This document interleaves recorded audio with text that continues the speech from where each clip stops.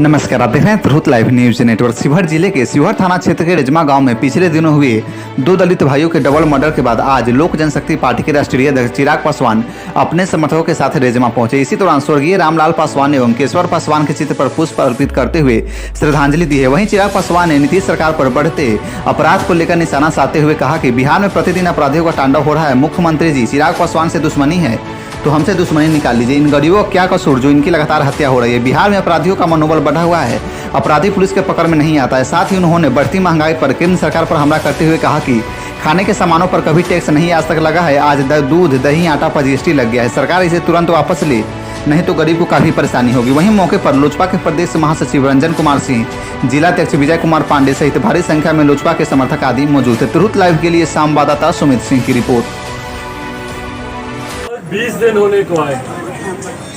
इस 20 दिनों में परिवार से जिन लोगों के नाम बताए स्वर्गीय रामलाल जी की हत्या में और उनके भाई विशेश्वर जी, केशवर जी की हत्या में परिवार ने जिन 4 लोगों के नाम बताए उनको तो पकड़ा गया, पर अभी तक ना शूटर ना साजिश रचता किसी के बारे में प्रशासन के पास कोई जानकारी नहीं। इतनी बड़ी घटना जिला में घटती है, दो लोगों की निर्मम हत्या कर दी जाती है, वो भी कोई रात के गुप्त अंधेरे में नहीं, दिन दिहाड़े शाम का समय था, 5:45 बजे का समय।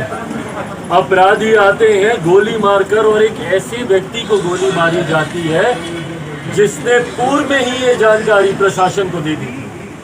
थाना प्रभारी के पास पूर्व में ही लिखित रूप में परिवार के द्वारा दिया जा चुका था कि संभवतः इनकी हत्या की साजिश रची जा रही है।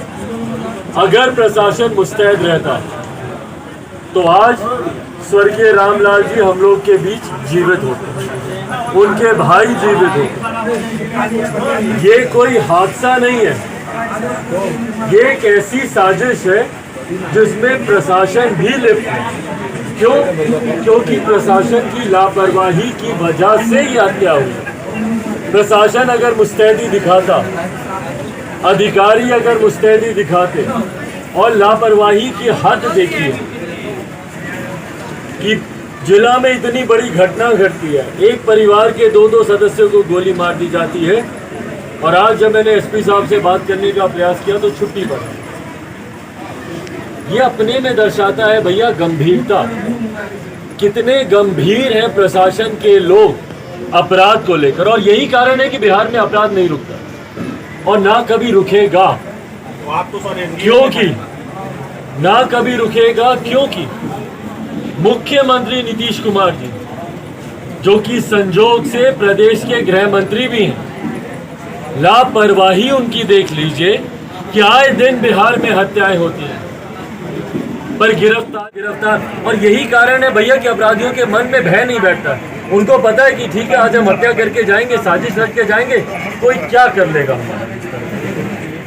और उसी का परिणाम देखिए, 4 तारीख को हत्या की गई और 20 तारीख को अभी परसों पुनः परिवार पर गोली चलाई जाती। और सुरक्षा के नाम पर परिवार को क्या मिला? एक होमगार्ड, ना कोई सुरक्षा कर्मी, ना कोई सुरक्षा की उचित व्यवस्था। उस बूढ़ी माँ का देखिए, बुजुर्ग महिला अपने 2 बेटों को खो चुकी हैं। पोता पोती जीवित रहेंगे नहीं रहेंगे, किस दिन उनकी हत्या कर दी जाएगी, इस बात का भय उनके मन में। उनकी इच्छा बस इतनी है कि कम से कम उनके जीवित रहते रहते कम से कम पोता पोती तो रहे कि उनको कोई मुखाग्नि दे सके। और ये लापरवाही प्रशासन की वजह से है या संरक्षण प्राप्त है प्रशासन को? अफसोस तो कई बार इस बात का भी होता है ना कि भैया किन लोगों से हम न्याय की उम्मीद रखते हैं, जो लोग संभवतः ऐसे अपराधियों को संरक्षण देते हैं। परिवार के कुछ सदस्यों ने यहाँ तक बताया कि भैया जेल में ही साजिशें रची गई, जेल से कुछ ऐसे अपराधियों को हत्या से ठीक पहले रिहा किया गया है जिन लोगों ने आकर इस हत्या को अंजाम दिया। तो किसका संरक्षण प्राप्त हो रहा है यहाँ पे अपराधी को? और पूरे प्रदेश का यही हाल है। प्रदेश भर में आप दूसरे प्रदेशों में चले जाइए, 91-92% है कन्विक्शन रेट। बिहार में मात्र 7% है, 6 से 7%। और यही कारण है कि बड़ी से बड़ी हत्याएं हो जाती हैं, पर गिरफ्तारी के नाम पर सिर्फ लीपापोती यहाँ पर की जाती है। पुनः आप सबके माध्यम से भी मैं आग्रह करूंगा, अभी एसपी साहब को फोन किया तो छुट्टी पर थे, किनसे बातचीत हुई अभी हमारी? डीएसपी हेडक्वार्टर से बातचीत अभी हुई और उन्होंने भी पुनः आश्वासन ही दिया है कि वो कार्रवाई कर रहे हैं। पर इस बात की जानकारी मैं स्वयं मुख्यमंत्री नीतीश कुमार जी को लिखित तौर पर भी मैं दूंगा। और कहीं ना कहीं जिस तरीके से टारगेट किलिंग चल रही है अनुसूचित जाति से आने वाले लोगों के खिलाफ, भाई मुख्यमंत्री जी अगर आपको चिराग पासवान से अगर ऐतराज, कम से कम दूसरे लोगों से तो इस बात की रंजिश नहीं निकाली जाए ना। बिहार में आए दिन जिस तरीके से पासवान परिवारों को टारगेट किया जा रहा है, हमारे परिवार की छोटी छोटी बच्चियों के साथ बलात्कार करके उनके शव को पानी में फेंक दिया जाए, हमारे परिवार के युवाओं की गला रेत कर हत्या कर दी। और जिस तरीके से पूरे प्रदेश में ये हत्याओं का सिलसिला चल रहा है, भाई कभी तो हत्याएं रुकेंगी।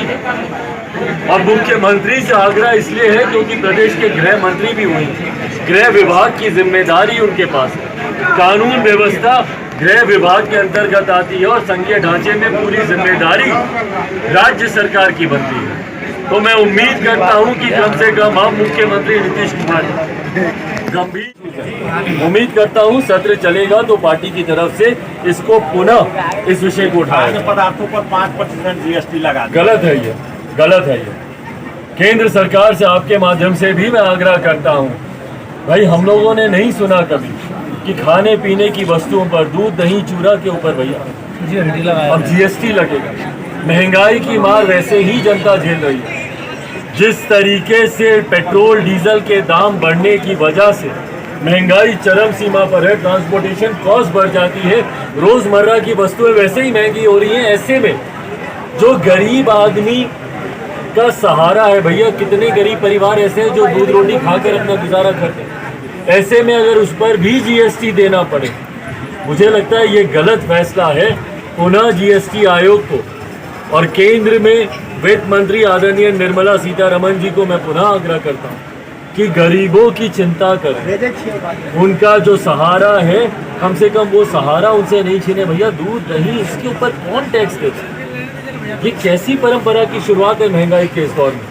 मैं काउंसिल से आग्रह करूंगा कि पुनः बैठक बुलाकर जीएसटी काउंसिल इसके ऊपर पुनः विचार करे और कम से कम ऐसी रोजमर्रा की वस्तुओं को कम से कम जीएसटी के दायरे से बाहर रखा जाए। धन्यवाद।